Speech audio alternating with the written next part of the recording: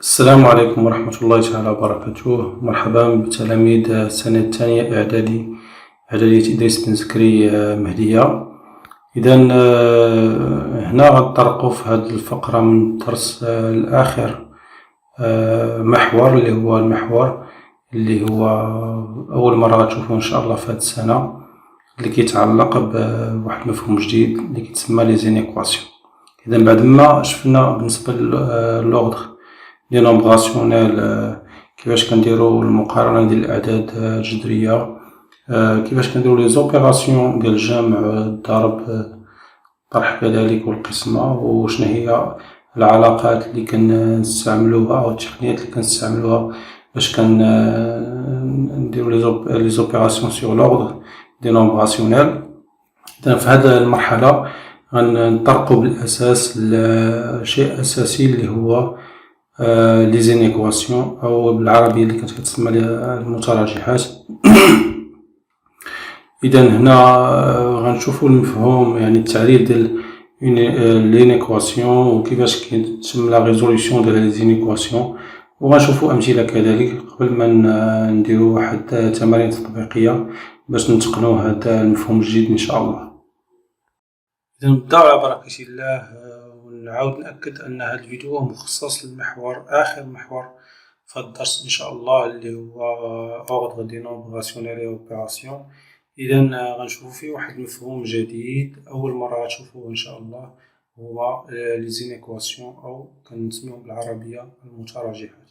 إذا هنا في هذا الفيديو إن شاء الله غنعرفو شناهي متراجحة أو إينيكواسيون، كيفاش كنديرو لا ريزوليسيون ديال لي زينيكواسيون، وشناهي هما لي سوليسيون ديال لي زينيكواسيون، ومختلف التقنيات اللي كنتعاملو بها. ولكن باش تمشيو معايا مزيان إن شاء الله في هذا الفيديو لابد أنكم تضبطوا المفاهيم السابقة اللي كنا شفناها، خصوصا لي زوبيراسيون سيغ لوغدغ دي نومبغاسيونيل، وكذلك حتى التقنيات اللي شفناها في لونكادرومون. وهاد الخاصيات أو التقنيات هي اللي غتمكننا من أننا نفهمو هاد المفهوم الجديد ونتعاملو معاه بكل بساطة. إذا قبل ما نمشيو نتعرفو على التعريف ديال لي زينيكواسيون والخاصيات المرتبطة بهذا المفهوم، أول حاجة غنشوفوها غنحاولو نسترجعو الأشياء اللي كنعرفوها بالنسبة لي زيكواسيون. إذا هنا غتلقاو واحد أوجه التشابه ما بين الدرس اللي كنا شفنا ديال المعادلات أو لي زيكواسيون وهاد الدرس، وهادوك أوجه التشابه غنحاولو نستافدو منها باش يسهل علينا نضبطو التقنيات اللي كنستعملوها بالنسبة للمتراجحات. إذا on va faire quelques rappels. Dans le cadre des équations de premier degré, l'objectif était de chercher les valeurs de x vérifiant l'égalité. إذا دائما بالنسبة للمعادلة، إذا قلنا المعادلة هي عبارة عن واحد المتساوية اللي كتحتوي على واحد المجهول اللي سميناه x. وإذا l'objectif أو شنو المطلوب منا هو نقلبو على القيم اللي خاص ياخد هداك العدد x باش اللي كيتفيريفي هداك ليكاليتي أو المتساوية. إذا هذا هو l'objectif بالنسبة لي زيكواسيون. إذا à titre d'exemple, si on considère l'équation suivante, مثلا إلا خدينا l'équation 2x moins 3 demi est égal à 5. إذا هذه معادلة من الدرجة الأولى بمجهول واحد. إذا كيفاش الهدف هو أن نلقاو شنو هي لي فالور دو إكس أو القيم اللي يقدر ياخدها العدد إكس باش تكون عندنا هاد المتساوية متحققة. إذا هذا هو الأوبجيكتيف اللي كان شفنا في الدرس السابق ديال لي زيكواسيون. إذا هنا التقنيات كنستعملو راه قلنا يعني التقنيات كنا شفناهم هي أنك تحاول تضيف مقابل العدد 3 موان 3 سيغ 2 الطرفين المتساوية. في هذه الحالة المتساوية ما كتبدلش، ومن بعد كنقسمو العدد جوج وكنلقاو أن l'équation admet une seule solution qui est هاد la solution c'est x est égal à 3 sur 4. إذا حنا اش كنقولو أن هاد المعادلة أو l'équation admet une seule solution اللي هي العدد 13 sur 4. Donc de la même façon on peut poser la question suivante، يعني في نفس نقدروا نطرحوا نفس السؤال، ولكن في العوض ما تكون عندنا متساوية تقدر تكون عندنا متفاوتة. مثلا si on considère une équation 3x plus 1 est inférieur ou égal à 2, on a dit هذه c'est une équation أو متفاوتة. إذا كنقدروا نطرحوا السؤال quelles sont les valeurs de x qui réalisent cette inégalité. إذا في عوض من نبحثوا على les valeurs de x اللي كتحقق لنا المتساوية بالنسبة للمعادلات، بالنسبة لي زينيكواسيون كنقلبو على لي فالور دو اكس اللي كتحقق لينا المتفاوتة. إذا نقدرو نطرحو هنا السؤال شنا هما لي فالور أو القيم اللي يقدر ياخدها العدد اكس باش تحقق لينا هاديك المتفاوتة اللي أمامنا. Donc pour répondre à cette question, on utilise les mêmes techniques que dans les équations en gardant à l'esprit les règles concernant l'ordre et les opérations. إذا هنا راح كنستعملو نفس التقنيات اللي كنا شفناها بالنسبة للزيكواسيون. إذا هنا خصنا اون غارد لو نومبر إكس في اليسار ونحولو الأعداد للجهة الأخرى. إذا هاد التقنيات كنا شفناها في الدرس ديال المعادلات. غير هنا il faut faire attention ملي كنقسمو في الضرب والقسمة، أن ملي كنضرب في عدد سالب أو كنقسم على عدد سالب، ففي هاد الحالة خصني نبدل لو سونس دو لينيكاليتي. إذا هذا هو الحاجة اللي خصنا نردو معاه البال، لأن بالنسبة للجداء والقسمة شفنا سابقا في فيديو سابق أنه ملي كنضربو أو كنقسمو على عدد سالب فلو سونس دو لينيكاليتي كيتبدل. إذا هذه الحاجة الوحيدة اللي خصنا نردو معاها البال بزاف. الآن غندوزو نشوفو التعريف ديال لي زينيكواسيون أو المتراجحات، ونشوفو شنو هو التعريف الصحيح ديال هاد المفهوم، ومن بعد نشوفو لي زيكزامبل بور بيان كومبروندر هاد لا نوسيون. دونك كوم ديفينيسيون on prend A, B, C et X sont des nombres rationnels. Alors l'écriture AX plus B est inférieur ou égal à C est appelée une équation et le nombre X est appelé l'inconnu.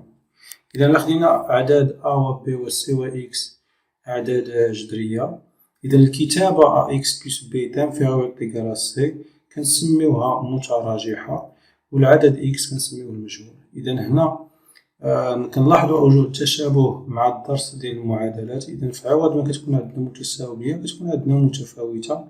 ماشي بالضرورة الرمز أصغر من أو تساوي، يقدر يكون أكبر من أو تساوي أو أصغر قطعا أو أكبر قطعا. وفي كل حالة غنعرفو كيفاش كنديرو نكتبو لا سوليسيون. إذا الهدف هو نعرفو كما كان بالنسبة للمعادلات أننا كنقلبو على القيم ديال إكس اللي كتحقق لينا المتساوية، هنا كنقلبو على القيم ديال إكس اللي كتحقق لينا المتفاوتة. إذا on va prendre un exemple. Alors l'écriture 2x plus 5 est strictement inférieure à 12 est appelée une équation. إذا هذه هي متراجحة أو une équation où le nombre x c'est l'inconnu. يعني شنو هما les valeurs de x اللي كتحقق لينا هاد المتفاوتة 2x plus 5 est strictement inférieur à 12.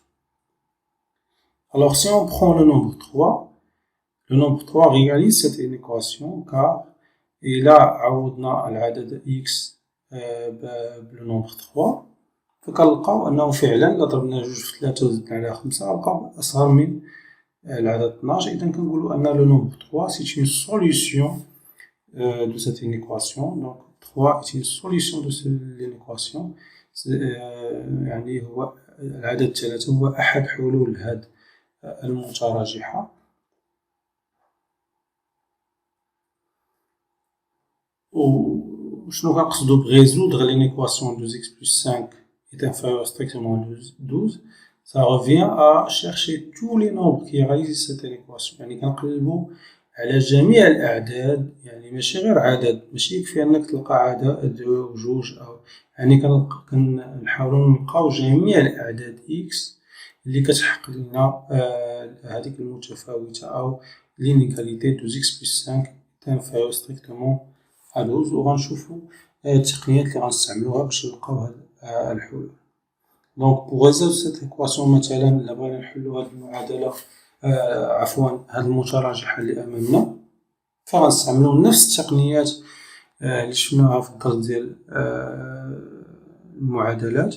دونك اون فا برومييرمون هنا غنقصو نفس العدد من طرفين متفاوتة، وهنا كنرجعو دائما هنا كيبان لنا الأهمية ديال الفقرة ديال لي زوبيراسيون سور لوردر دي نومبر راسيونيل. إذا قلنا ملي كنقصو نفس العدد من طرفين المتفاوتة في الفروع المتفاوتة ما كتغيرش لو سونس ديالها. إذا هنا كنقصو نومبر 5 من طرفين المتفاوتة، دونك غنحصلو على 2x strictement inférieur à 7. دونك اون ابليكون لا ريغل دو ديفيزيون. إذا هنا باش نحتفظ بإكس بوحدو على اليسار خصني نقسم على العدد جوج طرفين المتفاوتة. إذا هنا puisque le nombre 2 c'est un nombre positif، إذا هنا ما غنبدلش لو سونس دو لينيغاليتي. وهنا فين خصكم تردو البال دائما ديرو الجودة أو القسمة على شي عدد، فتأكدوا بعد أن هذاك العدد تشوفوا واش عدد موجب، اسكو سي ان نومبر بوزيتيف ولا نومبر نيجاتيف، باش تعرفوا واش خصكم تبدلو لو سونس ديال لينيغاليتي أو تحتفظوا به. إذا هنا on a divisé par le nombre 2 qui est un nombre positif, donc on va garder le même sens de l'inégalité, donc on va avoir x strictement inférieur à 7 sur 2. إذا باش يكون عندنا 2x باش تكون عندنا 2x plus 5 صغر من 12 خاص يكون x صغر من 7 على 2. إذا pour que l'inégalité 2x plus 5 soit inférieur strictement à 12, il faut que x soit strictement inférieur à 7 sur 2. إذا هنا شنو كان نكتبو كحل لهاد l'équation؟ On va écrire que tous les nombres strictement inférieurs à 7 sur 2 sont des solutions de cette équation. يعني جميع الأعداد اللي صغار قطعا من 7 sur 2 هي حلول لهاد المتراجحة. إذا هاد الجملة خصنا دائما نكتبوها في الأخير ملي كنلقاو les solutions de l'équation. Donc on va écrire que tous les nombres strictement inférieurs à 7 sur 2 sont des solutions de cette équation. يعني اللي خديتي أي عدد صغر من 7 على 2 فهو كيكون الحل لهاد المتراجحة. غنشوفو عدة أمثلة اللي غنوضحو فيها التقنيات ديال لا ريزولوسيون دي زينيكواسيون، واللي هي ما كتختلفش كما قلت سابقا على التقنيات اللي شفناها في ليزيكواسيون أو في l'ordre des nombres rationnels et opérations. Donc le premier exemple, c'est l'exemple suivant. On considère l'inégalité x plus 5 est inférieur ou égal à moins 11. Donc on va chercher quelles sont les valeurs de x qui réalisent cette inégalité. يعني كنقلبو نعاود نأكد راه المفهوم ديال لينيكواسيون راه بحالو بحال لينيكواسيون غير كيختلفو أن ليكواسيون فيها متساوية و لينيكواسيون فيها متفاوتة. ماشي بالضرورة نعاود نأكد يكون عندنا انفيريور إيغال، يعني نقدر نكون عندنا supérieur إيغال أو strictement supérieur أو strictement inférieur، ça dépend ديال l'exercice اللي عندكم. إذا الهدف دائما هو chercher les valeurs de x qui réalisent l'inégalité، وكنسميو هاد les valeurs هما les solutions de l'inéquation. إذا هنا كتلاحظوا معايا أن كنستعملو نفس التقنيات السابقة. إذا هنا on va retrancher le nombre 5 le membre de l'inégalité. هنا rien، l'inégalité ne va pas changer de sens. إذا هنا ما يتغيرش عندنا لو سونس دو l'inégalité. راه قلنا سابقا بالنسبة les opérations sur l'ordre des nombres rationnels، ملي كنزيدو أو نقصو نفس العدد من طرفين متفاوتة فكنحتفظو بنفس الترتيب. دونك شنو غنحصلو؟ غنحصلو على أن alors x est inférieur ou égal à moins 16. دونك شنا هي حلول هاد المتراجحة أو لينيكواسيون؟ هي جميع الأعداد x اللي كتكون أصغر من أو تساوي ناقص 16. خذ أي عدد كيف ما بغا يكون أصغر من أو تساوي ناقص 16 فكيكون حل لهاد المتراجع. دونك شنو غنكتبو؟ on va écrire que tous les nombres inférieurs ou égaux à moins 16 sont des solutions de l'inéquation. وهنا غنعاود نأكد أنه من الضرورة تكتبو هاد الجملة في الأخير ملي كتلقاو لي سوليسيون ديال لينيكواسيون بطريقة رياضية تكتبو هاد الجملة باش كتأكدو على شنو هما لي سوليسيون دو لينيكواسيون. ناخدو un deuxième exemple. إذا هنا on considère l'inéquation 3x moins 5 est supérieure ou égale à 7. إذا هنا لاحظوا معايا هاد l'inéquation فيها supérieure ou égale. إذا هنا on doit chercher les valeurs de x qui réalisent cette inégalité. إذا هنا on va ajouter le nombre 5 aux deux membres de l'inégalité. إذا هنا on va avoir 3x supérieur ou égal à 12. إذا هنا ملي كنوصلو لهاد المرحلة باش نحتفظو غير بإكس بوحدو خصني نقسم لي دو مومبر دو لينيغاليتي بار لو نومبر 3. إذا هنا دائما كنرد البال مع القسمة والجداء. فهنا بما أن لو نومبر 3 سي ان نومبر بوزيتيف فغيبقى كيما كانت عندنا supérieur ou égal في الأول غتبقى supérieur ou égal حتى هي. إذا هنا غنحصلو على إكس supérieur ou égal à 4. إذا هنا خذ أي فالور كيف ما بغات تكون أكبر من أو تساوي 4 فغتكون حل لهاد المتراجحة. وغنكتبو دائما الجملة tous les nombres supérieurs ou égaux à 4 sont des solutions de cette inéquation. إذا جميع الأعداد اللي أكبر من أو تساوي 4 هي حلول لهاد المتراجحة. وكنكتبها دائما في آخر ملي كنكمل لا ريزوليسيون ماتيماتيك كنكتب هاد الجملة باش كنعاود نأكد على الحلول ديال المتراجحة. Le troisième exemple, مثلا si on considère l'inéquation x sur 3 moins 1 est supérieur ou égal à x sur 2 moins 2. إذا هنا عندنا هاد l'inégalité وخصنا نقلبو على لي فالور دو x اللي كتحقق هاد لينيكواسيون. إذا هنا إلا كان عندنا أعداد فيهم x في لي دو مومبر دو لينيغاليتي إذا بحال اللي كنا كنشوفو في أو تيرم دي زيكواسيون فالأعداد اللي كتكون فيها المجهول كنديها لطرف والأعداد المعلومة في طرف آخر باش كتسهل عليا لا ريزوليسيون. ومن بعد كنستعمل التقنيات المعتادة. دونك premièrement pour se débarrasser ديال باش نتخلصو من الأعداد اللي كاينة في المقام on va multiplier par 6. هنا ردوا البال هنا on a fait la multiplication par un nombre positif donc on doit garder le même sens de l'inégalité. إذا هنا غنحصلو على 2x moins 6 est supérieur ou égal à 3x moins 12. إذا هنا درنا الجداء وهنا غنشرو هداك العدد 6 على الأعداد اللي كاينة بين قوسين وغنحصلو على 2x moins 6 est supérieur ou égal à 3x moins 12 et donc 2x moins 3x est supérieur ou égal à moins 12 plus 6. إذا جبنا العدد 3x للطرف الآخر وبدلنا الإشارة كما التقنيات الاعتيادية. إذا غنحصلو على l'inégalité moins x est supérieur ou égal à moins 6. إذا هنا باش ننتقل من لو نومبر moins x لو نومبر x خصني نضرب طرفي المتفاوتة في لو نومبر moins 1. وهنا puisque moins 1 c'est un nombre négatif je dois changer le sens de l'inégalité. إذا هنا ضربنا moins x في moins 1 وضربنا moins 6 في moins 1. إذا هنا ملي كندير هاد الجداء ردوا البال فبالضرورة هنا نبدل لو سونس دو لينيغاليتي وكنحصل على la solution est que x doit être inférieur ou égal à 6.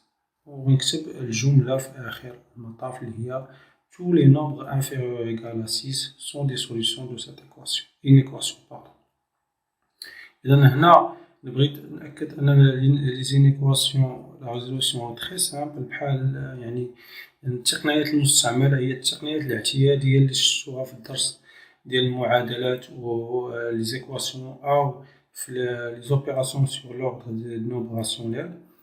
هنا نبغي نعاود نأكد على بعض الأشياء اللي كتنساوها بالنسبة في لي زيكسيرسيس أو التمارين، هي فيما يخص الجداء والقسمة. إذا ردو البال دائما لوغسكون في لا مولتيبليكاسيون ولا لا ديفيزيون par un nombre négatif, on doit changer le sens de l'inégalité.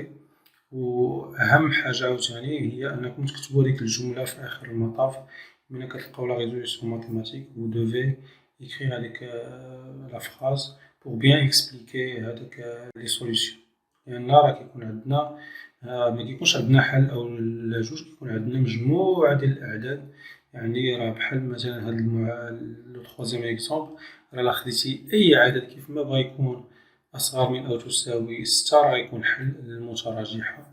وبالتالي on doit écrire que tous les nombres inférieurs ou égaux à 6 sont des solutions de cette inéquation. إذا كنتمنى أنكم أن الفيديو يكون ينال الإعجاب ديالكم وأنكم استفدتوا منه، وكنتظر التعليقات ديالكم والانخراط ديالكم سواء على الواتساب أو على صفحة المؤسسة على الفيسبوك. تحية طيبة والسلام عليكم ورحمة الله.